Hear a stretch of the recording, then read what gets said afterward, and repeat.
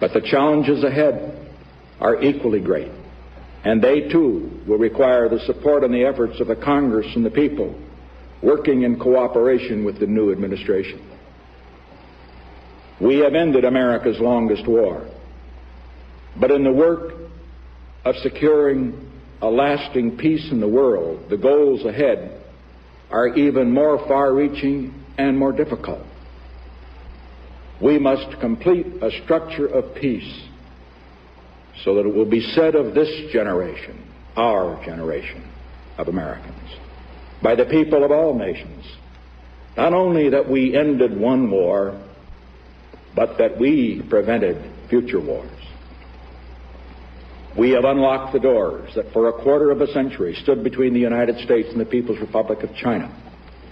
We must now ensure that the 1/4 of the world's people who live in the People's Republic of China will be and remain not our enemies, but our friends. In the Middle East, 100 million people in the Arab countries, many of whom have considered us their enemy for nearly 20 years, now look on us as their friends.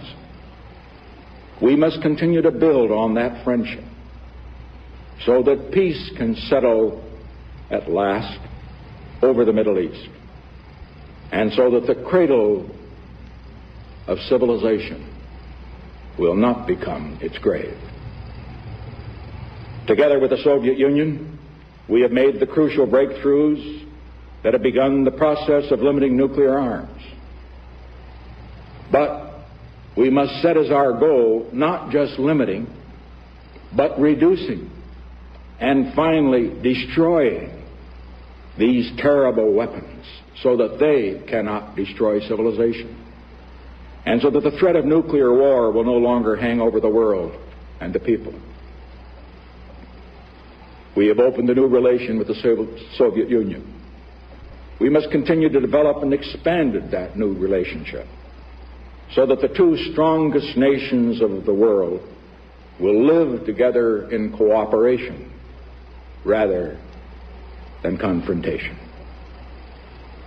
Around the world, in Asia, in Africa, in Latin America, in the Middle East, there are millions of people who live in terrible poverty, even starvation. We must keep as our goal turning away from production for war and expanding production for peace, so that people everywhere on this earth can at last look forward in their children's time, if not in our own time, to having the necessities for a decent life. Here in America, we are fortunate that most of our people have not only the blessings of liberty, but also the means to live full and good, and by the world's standards, even abundant lives. We must press on, however, toward a goal not only of more and better jobs, but of full opportunity for every American, and of what we are striving so hard right now to achieve: prosperity without inflation. For more than a quarter of a century in public life, I have shared in the turbulent history of this era. I have fought for what I believed in. I have tried, to the best of my ability, to discharge those duties and meet those responsibilities that were entrusted to me.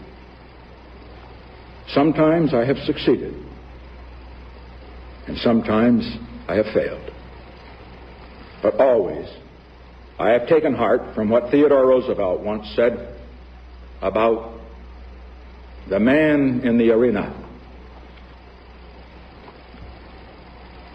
whose face is marred by dust and sweat and blood, who strives valiantly, who errs and comes short again and again, because there is not effort without error and shortcoming, but who does actually strive to do the deed,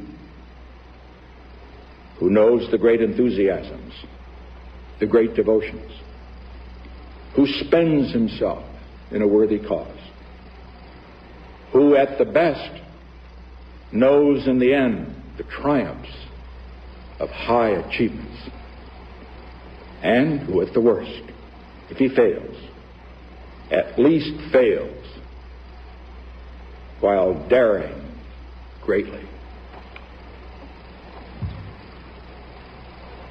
I pledge to you tonight that as long as I have a breath of life in my body, I shall continue in that spirit. I shall continue to work for the great causes to which I have been dedicated throughout my years as a congressman, a senator, vice president, and president. The cause of peace, not just for America, but among all nations.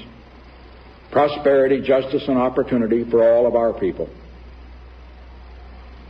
There is one cause, above all, to which I have been devoted, and to which I shall always be devoted for as long as I live. When I first took the oath of office as president 5.5 years ago, I made this sacred commitment to consecrate my office, my energies, and all the wisdom I can summon to the cause of peace among nations. I've done my very best in all the days since to be true to that pledge. As a result of these efforts, I am confident that the world is a safer place today, not only for the people of America, but for the people of all nations. And that all of our children have a better chance than before of living in peace rather than dying in war. This, more than anything, is what I hoped to achieve when I sought the presidency. This, more than anything, is what I hope will be my legacy to you, to our country, as I leave the presidency. To have served in this office is to have felt a very personal sense of kinship with each and every American. In leaving it, I do so with this prayer. May God's grace be with you in all the days ahead.